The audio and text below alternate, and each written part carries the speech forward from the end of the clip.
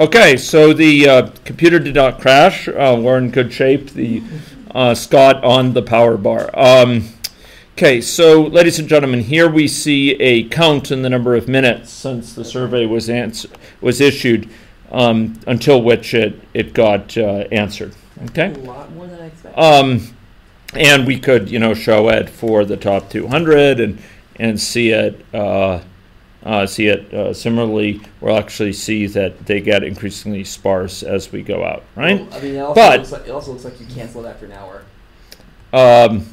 Because there's only 69. I think for this survey it expired within an hour. Yeah, probably. -2 is the expiration, those that are expired, and the -1 is those that were cancelled by the user. By the user. Okay. Interesting. I find Aiden is quickly on his route from becoming a prince to a king. I'll let Anahita know too. Okay, so ladies and gentlemen, let's follow Xiaoyan's suggestion. We're going to round this into 5-minute chunks, something like that, right?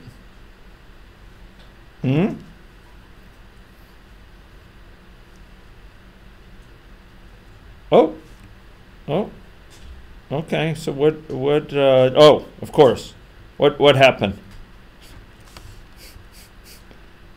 Ladies and gentlemen. No, what went wrong there?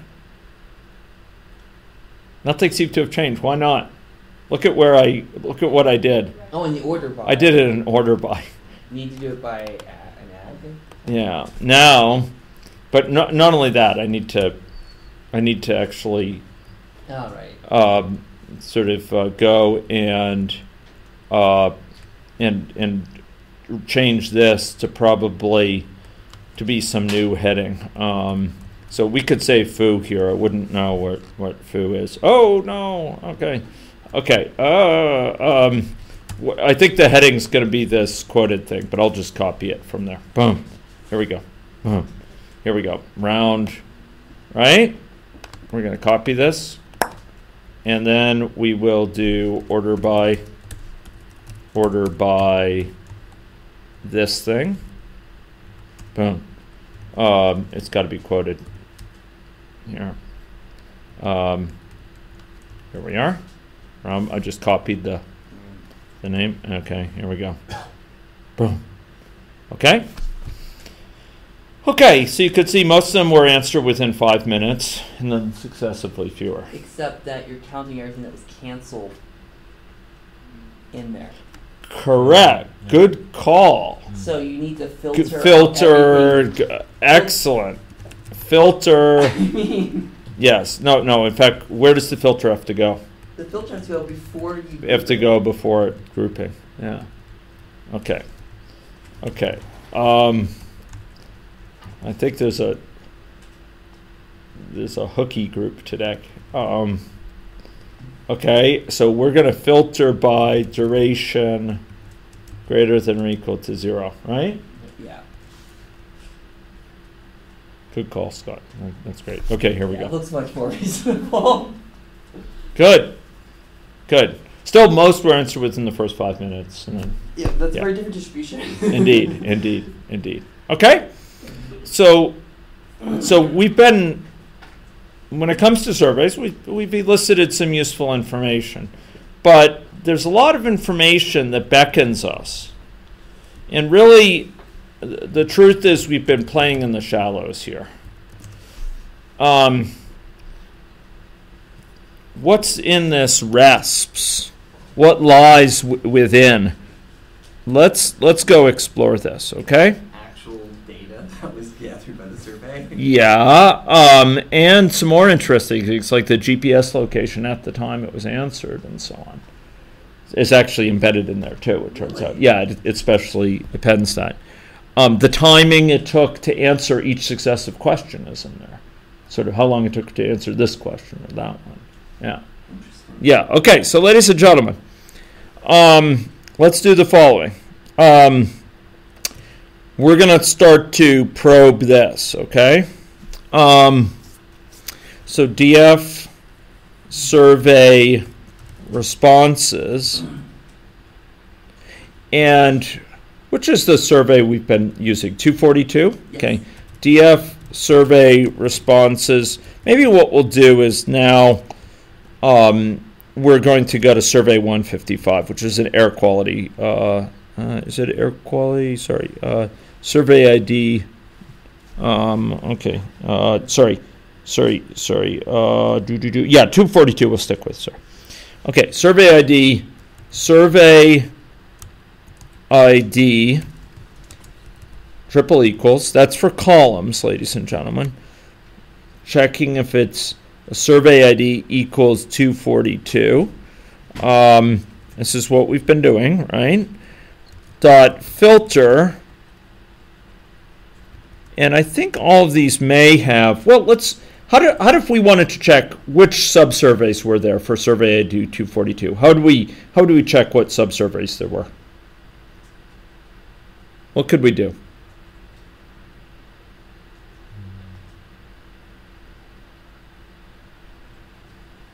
What's one thing we could do? So we could do show. Okay, but that would be a lot of records. I mean, do we have something that's like select distinct? Yeah, there is actually a distinct here. Yeah. Let's go. That's fine. So we could actually select, for example, we could select the subsurvey ID. Okay, and the problem is that we really want to. We want to group by, right? So we want to know how many distinct ones. Well, okay. Let's just try distinct here, and let's try count. Okay. Yeah. How many distinct ones? One. Okay. So there's one subsurvey. So we don't have to particularly filter by it. In my code, I had filtered by it. We don't have to. Let's select resps. This thing here. The responses. Okay? We're going to select them. And let's go see what happens if we do that. Okay? Okay, if we take a look, we'll see something kind of interesting. What sort of data is that? It's a map. It's a map. Map from an int to a string, ladies and gentlemen. Okay. Let's suppose if we were to do show. What do you think will happen? Yeah, it's not useful. It's going to be trying to render it here into a into a string type of context. Okay. So wonder if there's a way we could have it display it a little bit more here. That would be nice. I'm not familiar that there is a nice way to do that. That'd be a nice. Save it as text. You could save it as text. Yeah. How do we turn it into a Scala collection? Anyone remember? Collect. This is the contribution of the prints. Here we go, ladies and gentlemen. So what are we getting out? Help me parse this. What are we seeing here? Array of maps. Yeah, it's an array. Why is there an array on the outside? Because it's a map. Well. Or it's you collected it. Remember, this is we're showing a large data set. Each of these is a row. Right. And each of those rows corresponds to a different what? Time the survey was asked.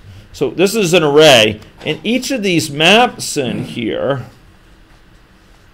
each of these maps here,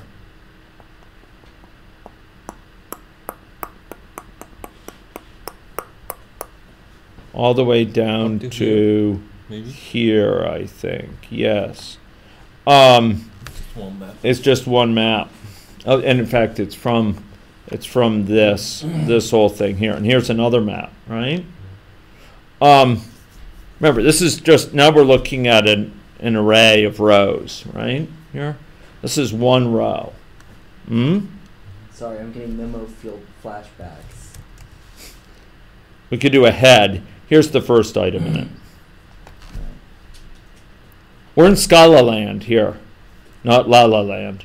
We're in Scala land. We're doing head on this thing. So this is the first item in it. It's a map. Do you see that? Mm-hmm. But does anyone recognize what is this sort of thing? This what looks like a horribly ugly string. What is that? The questions and the answers. And the metadata on the answer. Okay. And in what format is that? It's in a regular format. Well, what? It's a nested kind.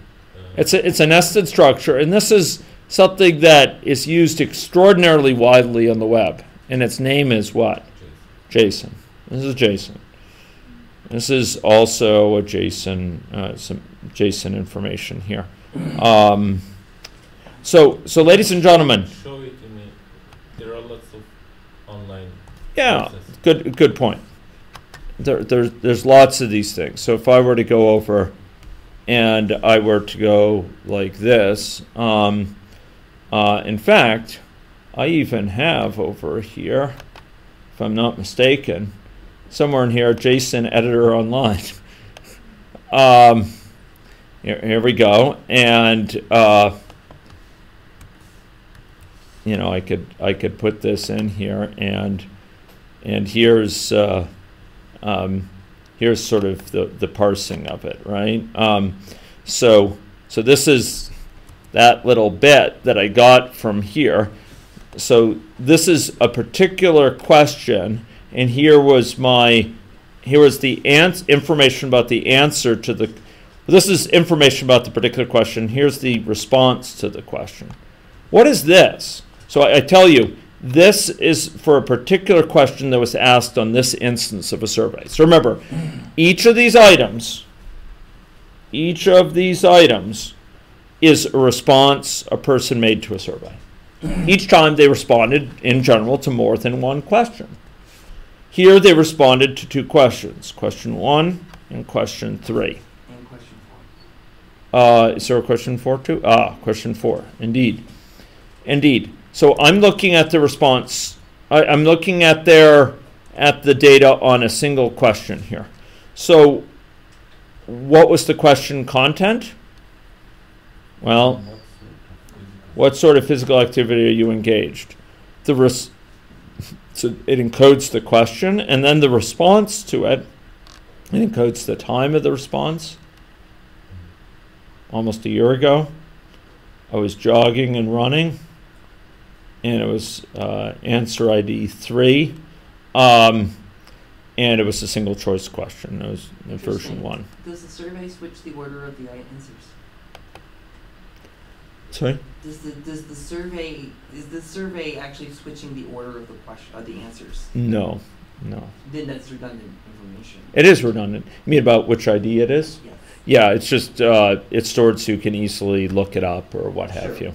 So I guess the other part is, of course, you don't have the underlying data structure for what the answers were, so that might be useful. But for example, I would assume that you're actually switching the order around, because then the order ID becomes important, because then you can filter out everybody who just answered the first question just to get to the survey. Right, exactly.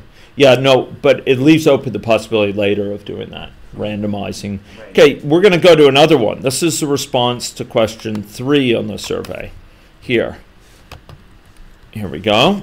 We're going to put that in there. And you'll notice here, that last one, I only had a 1 response to this question. Here, this new one, I actually have 2 responses. How could that be? It's a multiple thing. I can select multiple ones. Mm-hmm. Okay? I can record multiple ones. Okay? Okay, and what was this gentleman's response? He chose other. Do you see that? You never choose other. He chose other. And what was his choice of other? Why did he respond? He had some other reason. Free-form context. What was his response? To adjust to local time and recover from jet lag. I know it doesn't use proper grammar. You mean with these two words? Oh, no, joined? no. Well, jet lag is considered sometimes joined with one word. I'm sorry, you didn't capitalize two, and that's not a complete sentence. Yeah. Yeah. So, okay, so ladies and gentlemen, here we have these responses. But, okay, so that's all well and good. But how if we want to do this without recourse to an editor here? How are we going to parse apart? That, ladies and gentlemen, is the subject for our next exploration here. So, ladies and gentlemen, I'd like you to steel yourselves. It's time for us to go and explore that more, now that you've seen a little bit of the data. So, what I'd like to do is to do the following. I would like to go back to this, and we are going to select RESPs, and we are now going to map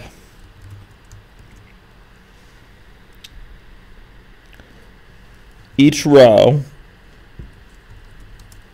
to be row.getMap.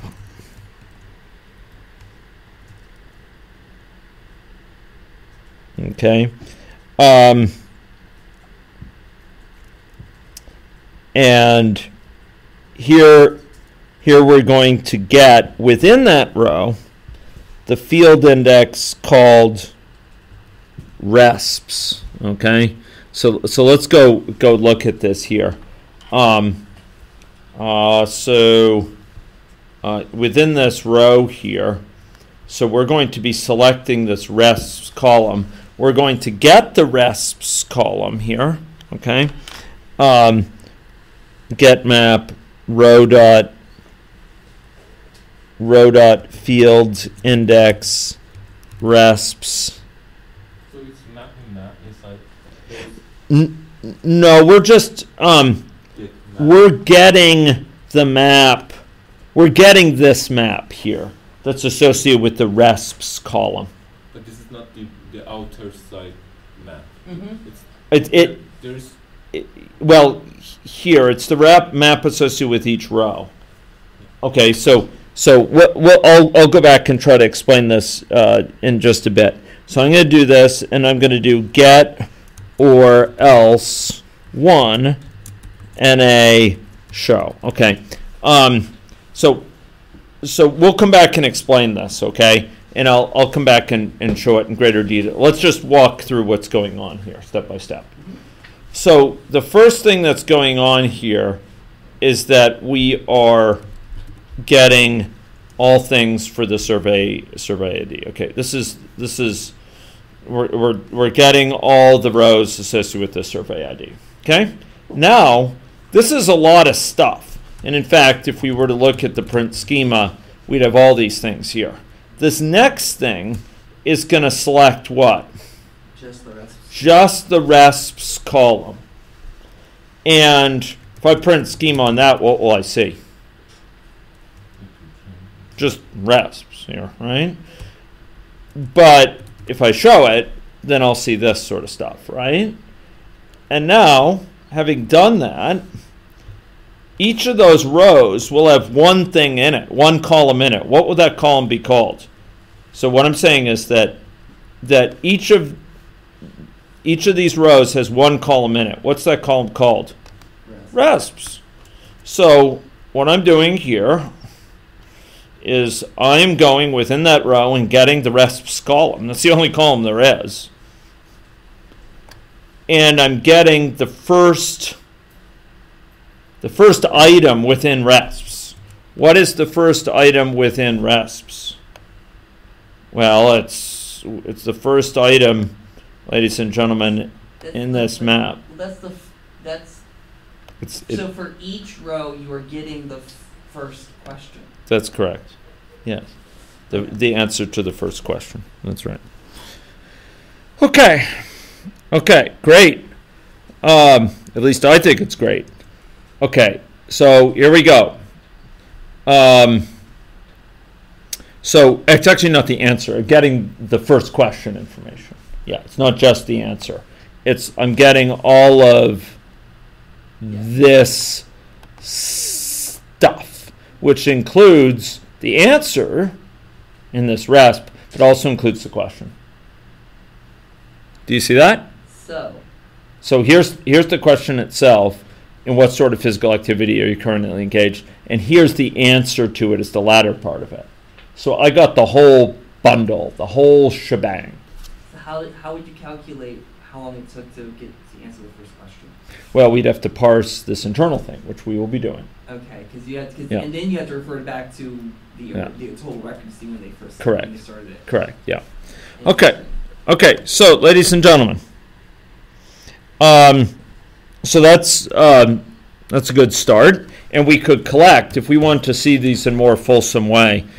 What we were getting. This is what we have. Now we have an array of what? What are these things? What are these? What are these things that are here? This is one of them. This is the next. What are these things? Question answers. Yeah, these are the question and answers for each successive row. For question number what? 1. No. Number 1. That's what this 1 is. So, question. How if I ask for question 3? Instead, what would I get now? Indicate the motivations for the goals for this activity. This is question 3.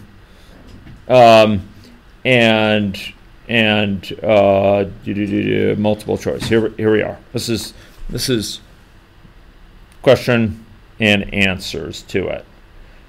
Question here and answers to it. I'll continue down here and past the end. So you notice this is structured data. This is nested data. This is data that has successive levels of structure, which means it's somewhat more involved to deal with. But yes, Scott, you were going to ask something? Oh no, I'm noticing that if you filter down to the question level, then you don't need queue content because that's the same for every single item. Right. That's a good point. So that's a good point. You could just remove it. Yeah. So right. That's true. Okay, ladies and gentlemen, here I'm printing it out. This is for question 3. Let's do it for question 1. Okay, what sort of activity am I engaged, right? Here we go. You notice sometimes the response is blank. What would that indicate? They didn't fill it out. So they started the survey, but they never answered the question. They didn't answer the question. And here they did, right? Okay. Here they answered. You notice the latitude and longitude is encoded there as well, right? As is the timing of their answering it. Okay? Okay. Ladies and gentlemen. So we're on to something here. Let's do some further work now. Okay. Okay, so suppose I wanted to consider just those survey responses that have been responded to by user 231 for survey ID 242, but that are actually answered, that got answered by that person. What would I do?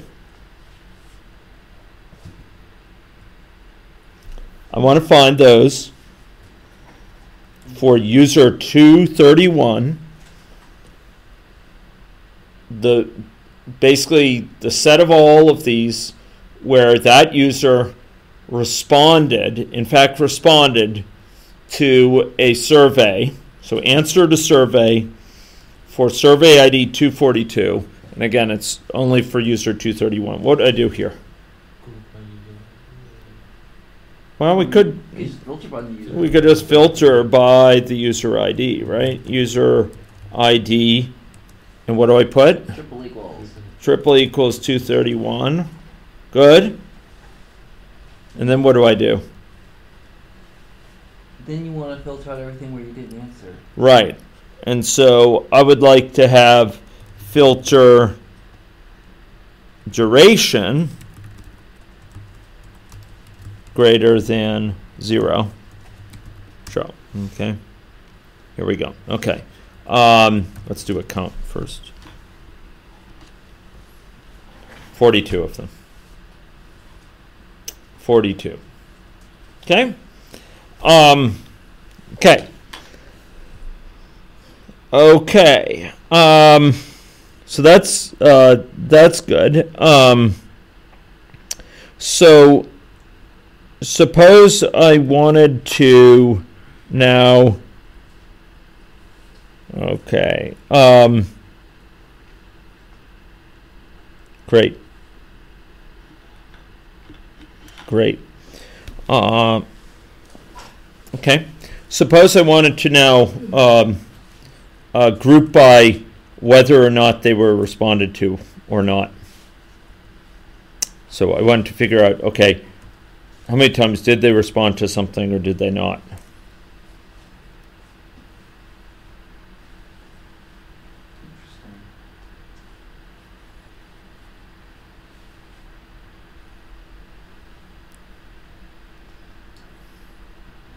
Group by doesn't take a Boolean though. No. But couldn't you map the duration to a Boolean and then aggregate by that? So one thing we can do is we can define what's called a user-defined function. Okay, a user-defined function would allow us to essentially define our own sort of rule that we could subsequently apply that would basically classify one way or the other. So let's do that. Okay, let's do val. Okay, is responded to. Okay, is responded to UDF. It's a user-defined function. And we will set this to be and I got to be sure that we defined, that we imported the requisite things with UDF. If we didn't, we'll go back and do it. So this is going to take in, ladies and gentlemen, an integer. So this is a duration, which is an integer. And it is going to here return back something that is true if that integer is what? Greater than or equal to 0. Yeah. Okay, so how would I encode that in Scala? Here I am. What's the sort of formula? If I want it to be true, if it is, otherwise have it be false.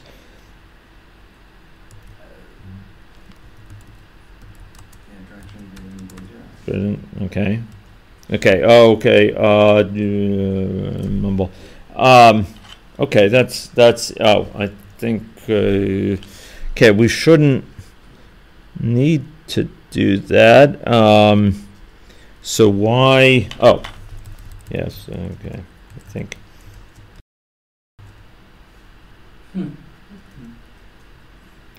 Yep, there's the user-defined function. Okay? Great. Okay, so now we have this user-defined function, ladies and gentlemen. Now what I'd like to do is to go apply it. Okay? And we're going to go see if we can apply this to one of the methods here. Okay, so here we were counting the number where I did respond to something, and of course, sorry, I should have done this, shouldn't I? That would have been 50. Yeah. Okay, but what if we wanted to go and group by whether or not we responded to it or not? What would we do here? Well, group by. Now, suppose we wanted to just group by duration. What would we do? We just do duration, right? Okay, and we could do here dot aggregate, count of this, right? Dot show, right? This will give us our nice thing here. But now let's see if we can use this UDF. That's user defined function here instead. Is that okay? So let's see. I've actually not done this, but let's go see it because I did want to teach UDFs, and this would be kind of a nice place where it might be required, or might be useful. Here's UDF. Oh, okay. Here we are, and try this here. Boom, paste, and boom. Here we go. Boom. Nice. Sweet or not? That is very nice. Although I don't want the values to be true or false. I'd rather be 0, not, or, you know. Fair enough. This isn't, I mean, you're asking, well. Yeah, so this would probably be with column. No, it's fine. It's not important. I think it's called with column renamed. Hey, why isn't it with column renamed? Column renamed, is that it's probably going to be unhappy with this. And then, you know, answered, it is answered, something like that. Dot, oh, of course. After that, I need the ag. And then this would be count of this. Dot with column renamed. Oh, show. There it is. Nice. Good or not? Very nice. Was it answered? 50 were answered. 206 not. This is column this UDFs, user defined function. You may think this is a small hack. It's not. Ladies and gentlemen, we saw in the first half of this course that defining functions allows you to do very, very powerful things, particularly when combined with sort of a functional means of composition. And it's very similar to what you have here. So by defining these user-defined functions, we can capture logical abstractions associated with the code. For example, this test is duration greater than or equal to 0. That means something. It has some semantics. It encodes whether or not it was answered.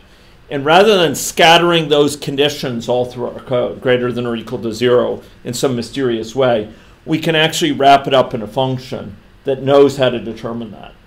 And so instead of having cryptic SQL statements or their equivalent here, which have various complex combinations of expressions associated with them, you can actually have logical operators like is responded to UDF, or logical sort of predicates, and you can phrase things in terms of predicates in a way that would be more meaningful. Okay, so here we've asked basically, okay, is this responded to? We're grouping by whether it's responded to, and in general, this is going to be a real asset going forward for our group because there's a lot of things we're going to be doing where we need these kind of higher level abstractions. An example would be taking all the things in Ethica that are phrased in seconds and turning them into hours or turning them into days.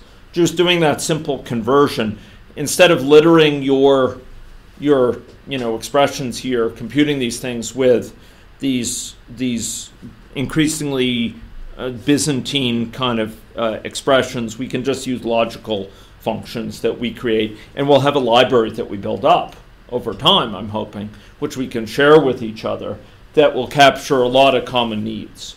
So we won't be as dependent on the complexity of the underlying data storage from Ethica in terms of the complexity of our code. We can have code that's clean and logical and uses high-level predicates even though the underlying rules may be somewhat complex.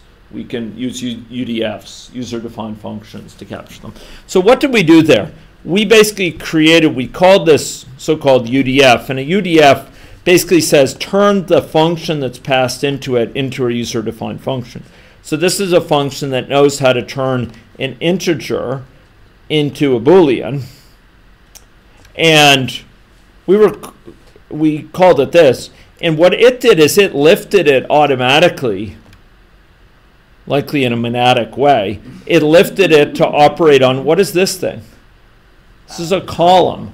This is a column. So it took our function that operates on particular integers, and it lifted it to operate on columns without us having to define it on a column and say, well, for each row of the column, do this. This is a very beautiful thing. Oh, yeah. To be able to define something at a very low level and have it applied across the entire column. This also allows us to change how it is responded to UDF actually works, and it won't change your code. Exactly. Exactly. So if the underlying database evolves, or if we have more sophisticated rules, we could actually evolve this without the code that depends on it being modified at all. Okay?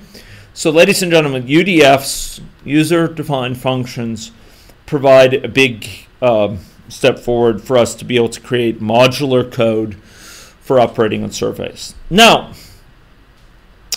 time is up for today, but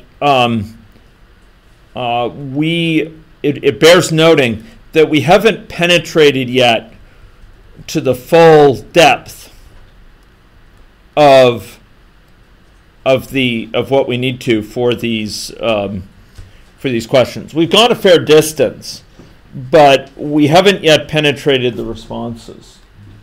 And the responses penetrate, we will. We're going to penetrate these. We're going to be able to have code that maps these into particular answers, can extract the appropriate information. Well, there's redundant data here, and it's ugly. I mean, it's a huge memo field, basically. Well, like, it's slightly more structured than a memo field, okay? But you have an entire data structure inside these answers. In what sort of physical? You mean the repetition of this and this? Just the fact that the answer content, the answer ID will always match. Right. There's an exact correspondence there. It's kind of like. Yeah. But this is what we're kind of dealt with right now. So we don't have direct control over this. So it's a good point, and I think we'll feed that answer back to the mothership. Well, I mean, I guess my point is that the more important thing is that we do have the tools in Scala and Spark to actually we have the tools to parse it and strip it out. That's right. Luckily, using Scala and functional programming, we can build the tools. That's right. So that we don't have to suffer through this every time we want to do it.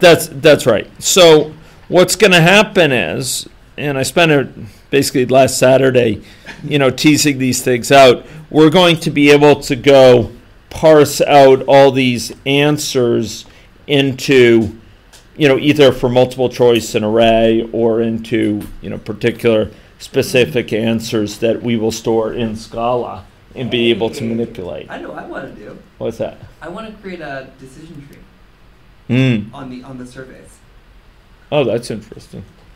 Based on the responses, I could literally. Well, I mean, I'll put it this way, or I could do any sort of machine learning classification algorithm. Right. If you answered this, what's the likelihood that this is going on? Precisely. We can answer all those questions very easily. Yep. So that's where we're headed.